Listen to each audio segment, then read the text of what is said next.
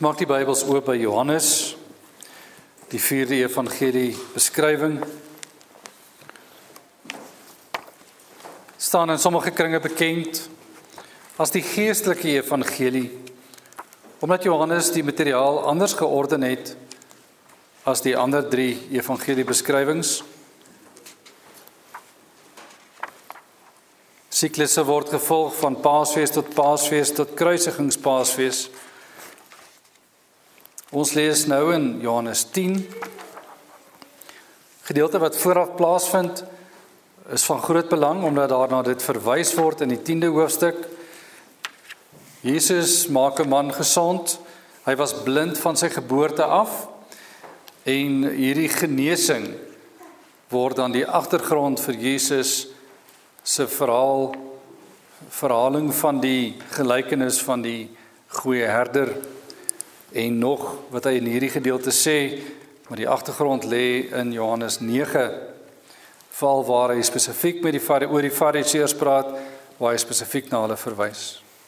Ons lees saam vanaf die eerste vers in Johannes 10.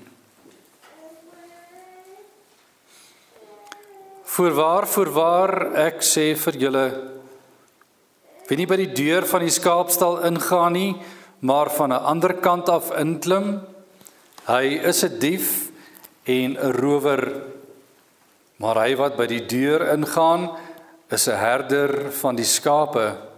Vir hom maak die deurwagter oop, en die skape luister na sy stem. En hy roep sy eie skape by hulle naam, en lei hulle uit.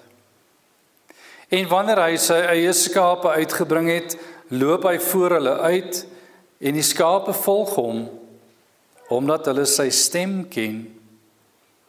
Hulle sal 'n vreemde nooit volg nie, maar van hom wegvlug, omdat hulle die stem van die vreemdes nie ken nie. Hierdie gelykenis het Jesus aan hulle vertel, maar hulle het nie verstaan wat dit was, wat hy tot hulle gespreek het nie.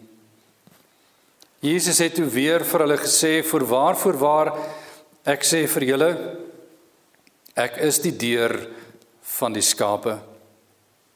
Almal wat voor my gekom het, is diewe en rowers, maar die skaap het nie na hulle geluister nie. Ek is die deur. As iemand deur my ingaan, sal hy gered word, en hy sal ingaan en uitgaan en veiding vind. Die dief kom net om te steel en te slag en te verwoes. Ek het gekom dat hulle lewe en oorvloed kan hê. Ek is die goeie herder. Die goeie herder lê sy lewe af vir die skape, maar die huurling en hy wat nie 'n herder is nie, van wie die skape nie die eiendom is nie, sien die wolf kom en laat die skape staan en vlug. En die wolf vang hulle en jaag die skape uit mekaar. En die huurling vlug omdat hy 'n huurling is en niks vir die skape omgee nie. Ek is die goeie herder en ek ken my eie en word deur my eie geken. Net soos die Vader my ken, ken ek ook die Vader en ek lê my lewe af vir die skape. Ek het nog ander skape wat nie aan hierdie stal behoort nie. Ek moet hulle ook lei, en hulle sal na my stem luister, en dit sal wees een kudde, een herder. Daarom het die Vader my lief, omdat ek my lewe aflê om dit weer te neem. Niemand neem dit van my af nie, maar ek lê dit uit myself af. Ek het mag om dit af te lê, ek het mag om dit weer te neem. Hierdie gebod het ek van my Vader ontvang. Daar het toe weer verdeeldheid onder die Jode gekom oor hierdie woorde, en baie van hulle het gesê, hy is van die duiwel besete en is kranksinnig. Wat luister julle na hom? Ander het gesê, hierdie woorde is nie van 'n besetene nie. 'n Duiwel kan tog nie die oë van blindes open nie. Geliefdes, ek gaan oorhoofs in die prediking stil staan by die gedeelte tot by vers 21. Etlike verse sal in die prediking gebruik word. Geliefdes in ons Here Jesus Christus, As ons kyk na die prentjie van 'n skapie, vir 'n lammetjie, word ons diep bewus van die broosheid van so 'n dier. As hulle klein is hulle maklik om gevang te word, maklik om seer te kry, gaan maklik dood, word maklik beseer. Selfs net die gestamp van die kudde teen mekaar is vir hierdie skapie gevaarlik. Wat nog van dit wat van buite afkom? Waarom sal die Here Jesus praat oor skape en 'n kudde? Want dit is 'n beeld wat hy al vir baie jare in die skrif gee. Een van sy grootste konings was 'n herder van skape, Dawid. En die lievelingspsalm wat u en ek vandag nog ken, Psalm 23, speel altyd in die agtergrond as ons dink aan die Here se versorging. Daarom is dit so geliefd om by 'n laaste groet van 'n persoon wat gesterf het te gebruik. Want die dal van doodskade is vir ons geweldig naby aan swaar. En dan is ons soos brose skapies wat eintlik nie weet waar om te gaan nie. En die herderspsalm het daardie emosionele effek. Wanneer die Here Jesus in Johannes 10 praat oor herderskap, moet jy altyd Psalm 23 en ander plekke waar die Here as herder optree en gesien word as herder, want hy is die opperherder, hy word ook so genoem. Want sonder hom is daar nie 'n kudde nie, en sonder hom is daar nie lewe nie. Ons kyk vanoggend na hierdie gedeelte uit die woorde van ons Here Jesus self, onder die tema, daar is lewe in die herder. Daar is lewe in die herder. Op 'n ander plek het die Here Jesus verduidelik hoekom hy met gelykenisse spreek. Hy sê 'n gelykenis, en ons weet dit is 'n storie. 'n Gelykenis is 'n verhaal wat vertel word, 'n storielyn word gevolg, en hierdie storielyn het een boodskap.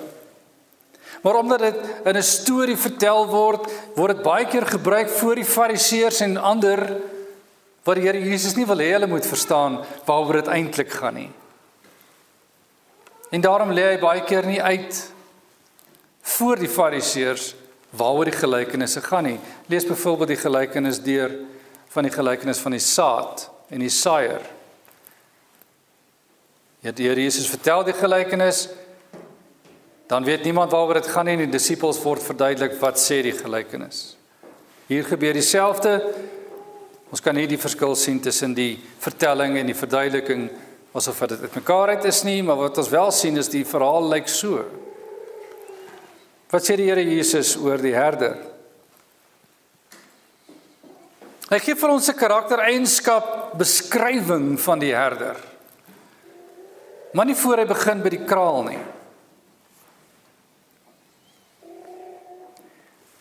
Die plek waar die skape woon, waar die skape bewaar word, is 'n kraal, en baie kommentatore verwys hierna as hulle sê dat ons moet verstaan dat in die antieke wêreld die skape ook beskerm en bewaar moes word, en daarvoor was daar 'n kraal. En dit was gewoonlik 'n kraal vir meer as een kudde, nie net vir een kudde nie. En by hierdie kraal was daar 'n wagter of 'n bewaker wat gekyk het na die skape en hierdie kraal beskerm en bewaak het. Maar daar was waarskynlik meer as een kudde binne in hierdie kraal. En verskeie herders kon na hierdie kraal toe kom, want dit was die bereplek van die skape in gemeenskap. En dan wanneer die herder kom hy nie soos 'n dief van die kant af en spring oor die muur nie. Hy gaan na die deur van die kraal toe. Hy gaan na die hek van die kraal toe, want daar sit die wagter wat die hele kraal beskerm en bewaak. En hy's bekend aan die bewaker. Hy gaan dan in by die hek en dan roep hy sy skape. En sy skape kom dan na hom toe en hulle sal nie na 'n vreemdeling toe gaan nie want hulle ken net die stem van hierdie herder. Hulle is met hom bekend. En omdat hulle met hom bekend is, gaan hulle na niemand anders nie. En nog 'n merkwaardige verskynsel van hierdie herder is, hy wag nie dat die skape by hom verbyloop nie. Hy draai om en loop voor hulle uit en dan gaan hulle die veld in.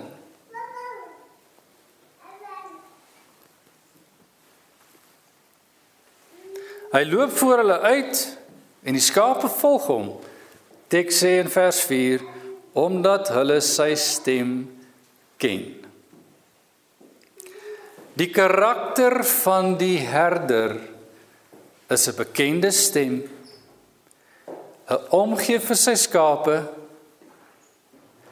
en hy sal met hulle stap waar hulle moet gaan. Hulle volg nie enige iemand nie, hulle volg net vir hom. Dan gaan Here Jesus direk oor in die verklaring van dit wat hy gesê het. Ons moet die herder nou raak sien in sy karaktereienskappe.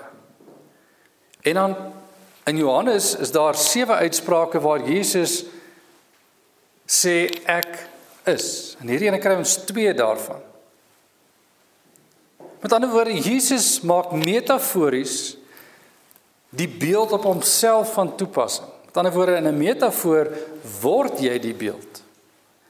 Die prentjie word eers geskets van 'n deur en van 'n herder.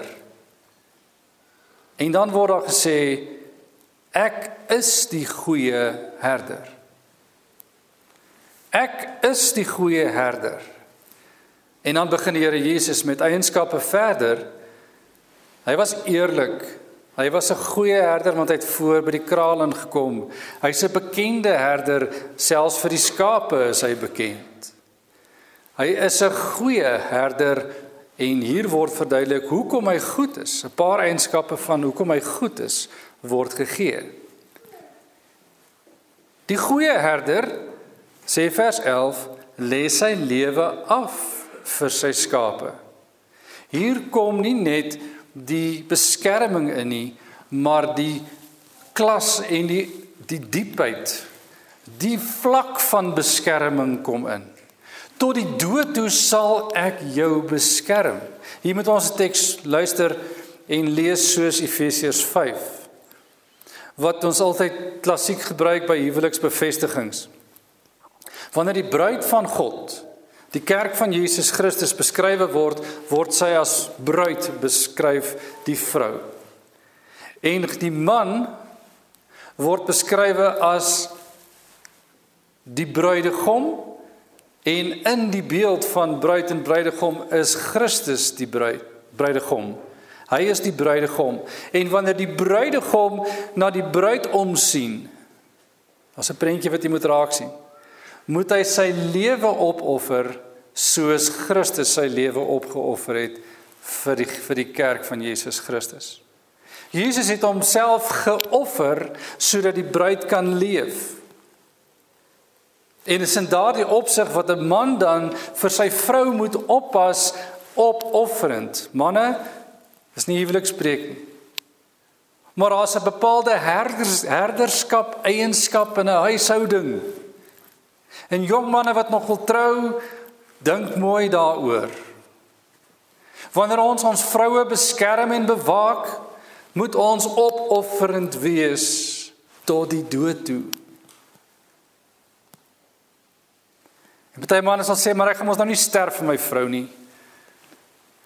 Emosioneel moet 'n mens baie keer sterf, sodat jou ego nie jou vrou laat sterf nie.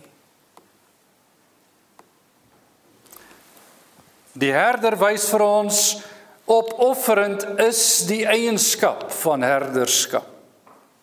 Die kudde moet versorg word en die skape van sy weide moet beskerm word en dit word beskerm met die lewe. Jou lewe is die prys. Dan word 'n beeld genoem. Daar is 'n huurling en daar is 'n eienaar. Die verskil tussen die een wat werklik omgee vir die skape, dis die eienaarsbeginsel. Dis asof dit my skape is. En hier draai die oog van die Here Jesus op die opsieners van die dag. Ek kan vandag hierdie kant toe draai en sê hier is ons opsieners van vandag. In die kerk van die Here Jesus het ons ouderlinge wat as opsieners en beskermers en as herders moet dien om die gemeente, die kudde te beskerm. En wanneer die Here Jesus kyk na die Fariseërs in hierdie dag, die eerste hoorders van hierdie teks, dan is sy oë op hulle gefestig, want hulle het pas gesê, hy kon nie hierdie man genees het nie. Hy kon nie hierdie man wat blind was van sy geboorte af, laat sien nie. Hy word beskuldig, aan die einde van hierdie verse wat ons gelees het, dat hy 'n besetene is, vers 21. Daar word beskuldiging gegee dat hy kranksinnig is, met ander woorde dat hy mal is. En die ergste nog, dat hy met die duiwel besete is. Hy is nie net mal nie, maar hy is met die duiwel besete. Die Here Jesus kyk na die groep wat hierdie beskuldigings gemaklik deel. En hy vra vir hulle, julle is in Israel se geskiedenis nou die geëerdes wat as herders vir Israel tans optree. Julle is immers die skrifgeleerdes, julle die Bybel as, en dis die Ou Testament, as die enigste lig oor God se wil, en het julle al besig om so 'n wet aan die kant by te hou, wat nie Bybels noodwendig is nie. Dis 'n stelsel van reëls en regulasies wat later bygevoeg sou word as deel van 'n reël van wette, meer as 600 wette is in daardie wetstelsel opgeteken. En hierdie wette sou sekere goed reguleer, soos wanneer moet jy hande was? Hoe ver mag jy stap op 'n dag se dagreis? Algemene goed was gereël in hierdie wetstelsel. En die Here Jesus het op meer as een tyd gesê, hierdie wet is 'n liefdelose wet. Hoekom? Want dit het die God en die eer van God nie as fokuspunt nie. Dit het die eer van God nie as fokuspunt nie. En nou kom ons terug na die beeld. Die Here Jesus praat van herderskap. Hy sê hy is die goeie herder. Hy lê sy lewe af vir die skape. As herderlike beeld, die karakter van God, met ander woorde die karakter van lewe word in hierdie herder vergestald. En hy sê hy lê sy lewe af vir die skape. Hoekom sal hy sy lewe af lê vir die skape? Hy sê want hierdie skape moet saam met my beweeg die hele dag. En wanneer daar gevare kom, is ek daar. Jy moet vir Dawid in oog hou. As hy in 1 Samuel 17 verduidelik hoekom hy nie bang is vir die reus Goliat nie. Hoekom hy nie bang is en 'n panserpak wil aantrek wat Saul hom wil aantrek nie, dan is hy besig om te sê wie is die herder wat hom beskerm?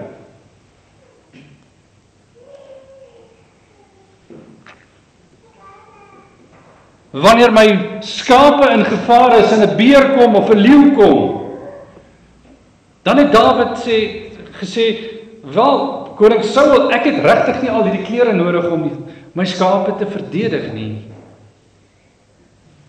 Ek kan eenvoudig nie loop as ek hierdie klere aan het nie.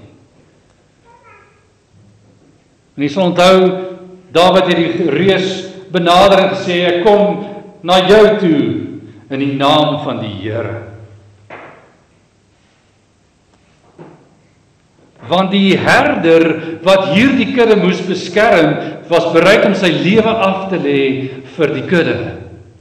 En daarin sien ons in Dawid reeds hierdie herderlike figuur, wat nie bang is om te sterf vir voor Goliat, vir die volk, om die eer van die God te beskerm. En wanneer Jesus sê, ek is die goeie herder, is opofferende liefde die fokuspunt vir die kudde.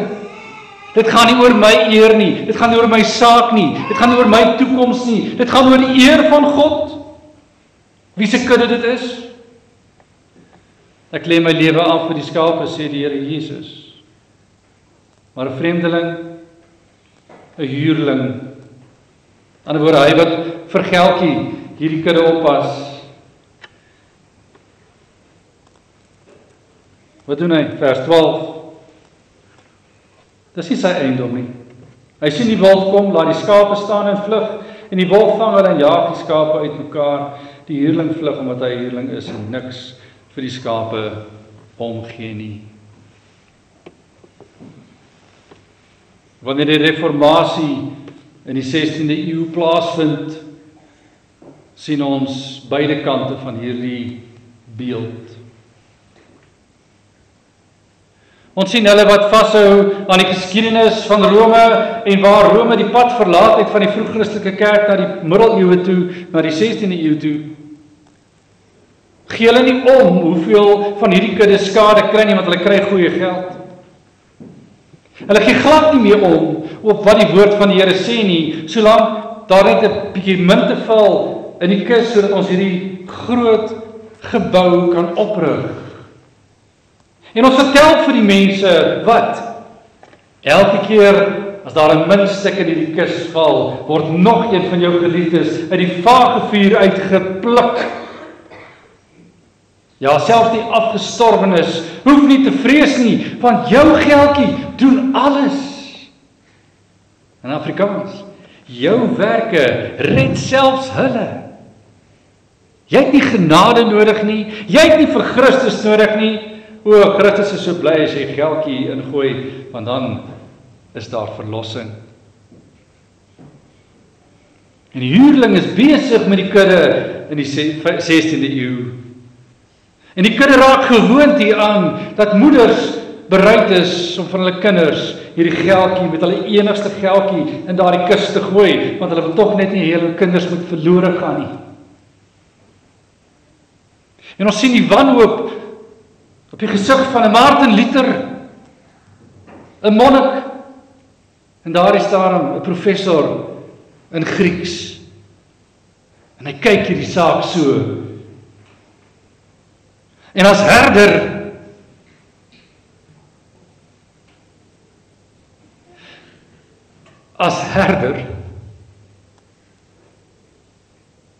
breek sy hart vir die huurlinge wat ongenaakbaar met die kudde maak wat hulle wil vir geldmotief. En as dit maar net in die reformatie so was, in die 16de eeu so was dit goeie nuus.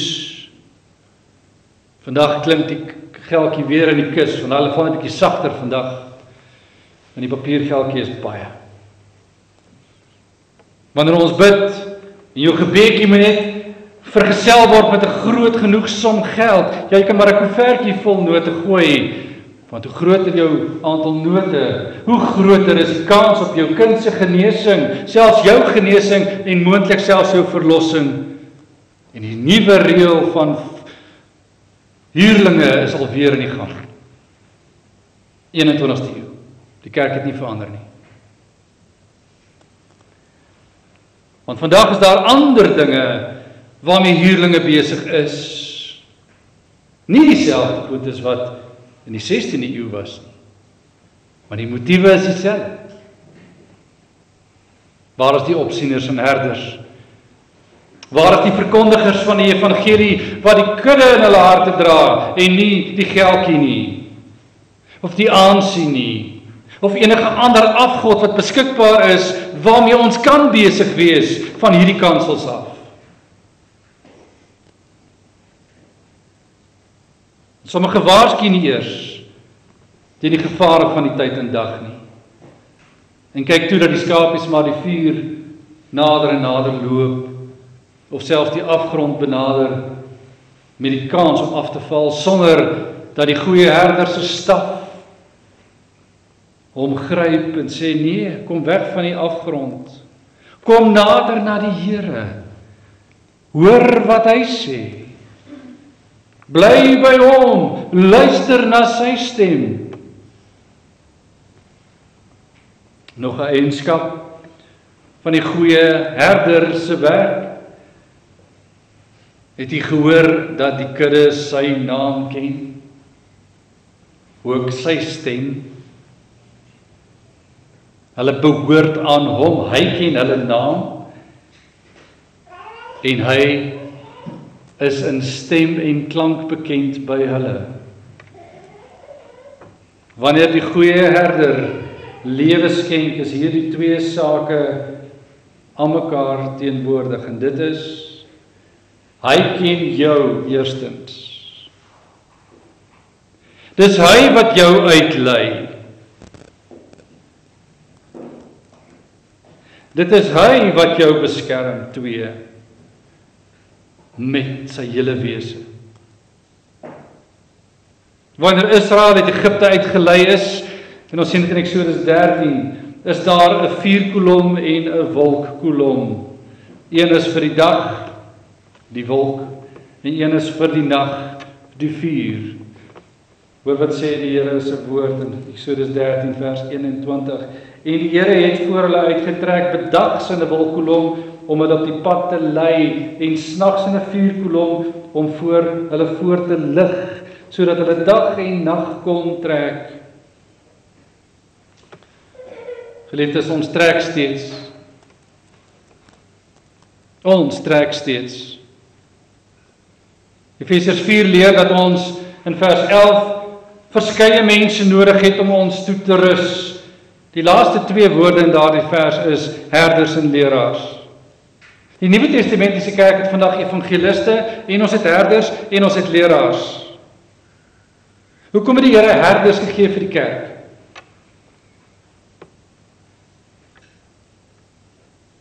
Wanneer die kerk in vervolging gaan, dan soek ons herders. Iemand wat naby ons kan kom sit en sê, moenie bekommer nie my skapie, die Here het jou lief. En hy beskerm jou en hou jou vas. En wanneer hy jou vashou, hou hy jou vas omdat hy jou lief het en nie wil hê jy moet vergaan nie. Ons kan nooit van hierdie beeld vergeet nie. En uit die Here se alwysheid gee in die Nuwe Testamentiese bedeling vir ons herders en leraars, sodat ons herders nooit sal vergeet wat die kudde nodig het om te hoor nie. In 'n gereformeerde kerk het ons 3 simbole wat ons altyd herinner aan God se getrouheid. Eerstens, die geopende Bybel. As jy instap in die gebou, is dit die sentrum van hierdie kerkgebou, die kansel met 'n oop Bybel. Dit staan sentraal. Jy gaan nie in 'n kerk in sonder 'n oop Bybel nie. As dat Bybels toegemaak word in die kerk van Jesus Christus, is die huurders besig. Die huurlinge besig om die kudde van God te wys, julle het eintlik nie nodig om te hoor wat die Here sê nie. Kom ek sê vir julle wat julle nodig. Hierdie kansel het geen plek vir 'n ander boodskap. As die kerk besluit om 'n ander boodskap te bring, sal die Here maak met daardie boodskap wat hy wil. Geen kerk het bestaansreg sonder die woord van die Here. Geen. Die Christelike kerk staan op Christus, Ou Testament en Nuwe Testament, as volle openbaring. Daarby saam die nagmaal en die doop, die ander 2 tekens wat hierdie evangelie woord bevestig en die beloftes van God se woord bekragtig, sodat ons nie sal wonder hoekom het hy ons gered nie. Die nagmaaltafel herinner ons aan Christus se prys, as herder wat sy lewe opgeoffer het, sodat u en ek kan lewe, en ons sien dit elke Sondag. So ook die doopfont wat ons herinner aan Christus se soenverdienste deur sy bloed. Ons het in die woord van God en in die sakramente dus God se belofte wat vas staan. En as jy wegstap sonder die evangelie boodskap, het die herder niks gebring nie. As onderherder dien elke leraar om die wonderlike boodskap van God te bring wat lewe gee. Maar dis nie al wat in Efesiërs 4 staan nie. In Efesiërs 4 vers 11 staan dat daar evangeliste en allerhande ander bedienaars is. Hoekom? Hoekom? Lees vers 12. Om die heiliges, dit beteken hulle wat as kudde gevoed word, toe te rus vir hulle dienswerk. Die Here gee ons nie net kos om net daarom nie dood te gaan nie. Ons het lewe ontvang deur sy woord. En vanuit sy woord word ons dan toegerus om te gaan lewe. En dis waar die gawestelsel in kom van die Here se kudde. Hy gee vir ons, 1 Korintiërs 12 sê, 'n liggaam om aktief te wees, besig te wees met God se wil en sy genade. Ons is met niks anders besig nie, ons is met Christus besig. Ons is met sy wil besig. En ons is besig om nie net toegerus te word nie, maar ook om ander toe te rus. Vir wat? Vir hulle dienswerk. 'n dankbaarheidsbediening, want die Here het my gered. En ek kan nie anders nie. Ek kan nie anders nie. Ek kyk na die herder. Eerstens, hy gee vir my wat? Hy gee vir my 'n pad. Hy lei my uit. Waarheen lei hy my? Na waters waar daar rus is, Psalm 23. Na veiding wat nodig is. Hy maak seker ek bly lewe. En 2, wat doen hy as hy my gawes gee? Hy beskerm my. Teen wat? Teen al die onheil. Hy wys my wie die vyand is, hy beskud my en bewaar my. Goeie voorbeeld daarvan is, wanneer die Nuwe Testamentiese kerk in erge vervolging kom, soos gesê gaan gebeur, Johannes 15 sê, dit gaan met julle gebeur, wanneer hulle vervolg word hulle voor die Joodse raad gedaag, hulle bid saam, verenig saam as kerk in die kleine, dis wat die gesinne is, dis wat wijksbijeenkomste is, dis wat vergaderings is, dis wat naby mekaar wees is, en ons is benoud, want hulle sê hulle gaan ons doodmaak, wat doen ons? Kom ons bid.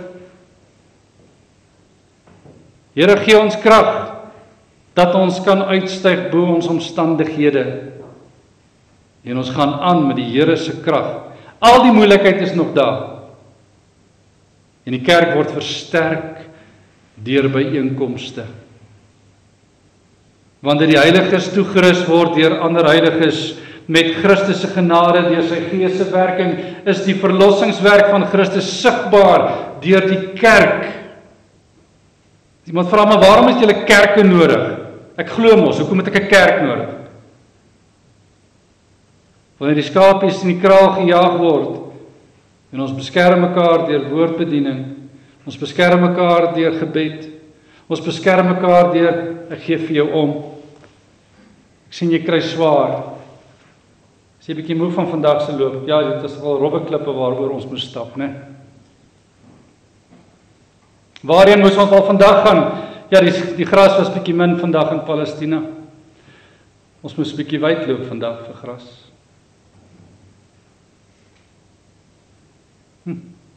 Daar's nie so baie geld om te sorg vir al die voeding nie, maar ons het genoeg gehad vir vandag. Ons het daarom gehoor, die Here gee sy daaglikse brood. Maar ons het nog steeds geëet, dat ons amper versadig was vandag. Maar dit was genoeg. Geliefdes, ons moet een ding onthou. Ons word nie gelei deur 'n huurling nie. Die opperherder besit die skape. Dit is sy kudde.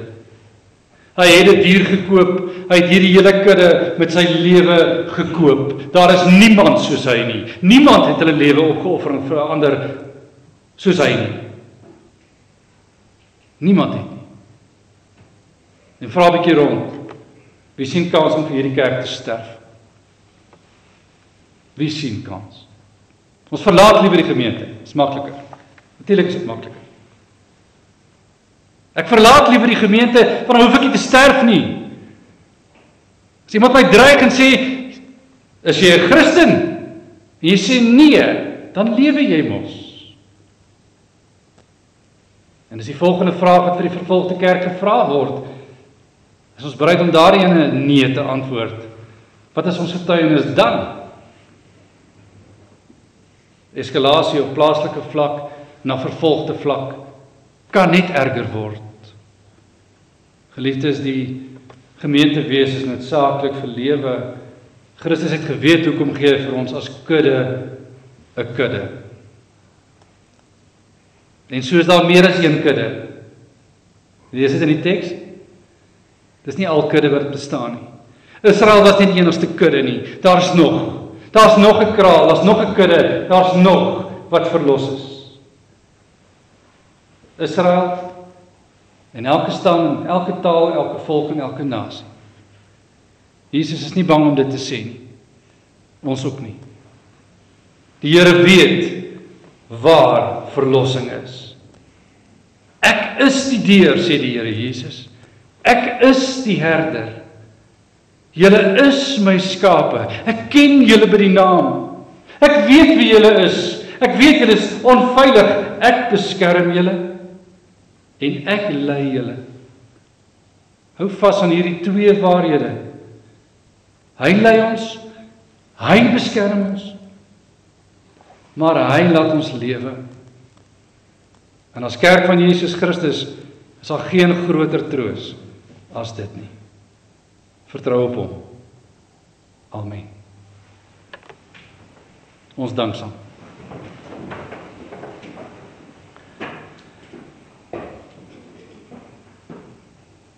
O Here, ons Here, U wat gesorg het dat ons vandag hier mag wees,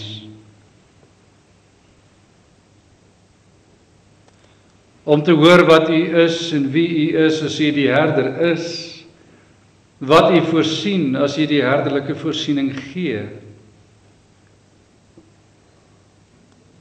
Ons kan nie anders as om U te eer, terwyl ons besef, U is ons lig in die nag. En U is die wolk wat in ons midde is in die dag. Sonder U nabyheid en teenwoordigheid sal ons 'n pad vat wat ons sal verheerlik. En ons sal van U vergeet en ons sal die huurling gedagte al hoe meer koester, want wat maak dit nou saak wat ons aan mekaar doen? Wat maak dit nou saak wat ons vir U doen? Dit gaan tog net oor U of oor my? En daarom is ons dankbaar dat U ons laat besef van ons broosheid as mens. Ons is broos, Here. Ons gaan maklik die pad af van eie verheerliking. Is nie moeilik nie, Here. Ons wil graag voor U neerbuk en voor U sê, Here, ons is jammer as ons in ons herderskap ook gefaal het en die skape kry seer.